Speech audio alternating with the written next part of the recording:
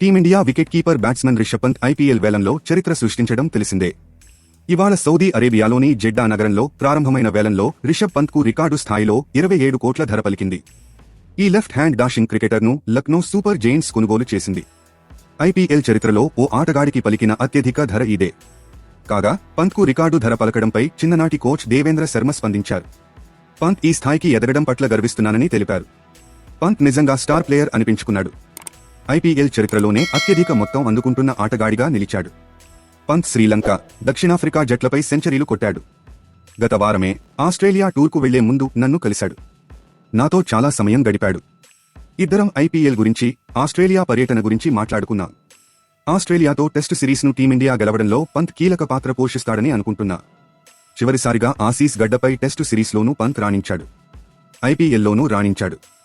ఇప్పుడు అతడ్ని Lucknow super giants franchise tourney చరిత్రలోనే అత్యధిక ధరకు కొనుగోలు చేసింది. పంత్ మాత్రమే కాదు, నా శిక్షణలో మరో ఇద్దరు కూడా ఐపీఎల్లో సత్తా చాటుతున్నారు. వారిలో ఆయుష్ బదోనీ కూడా ఉన్నాడని దేవేంద్ర శర్మ వివరించారు.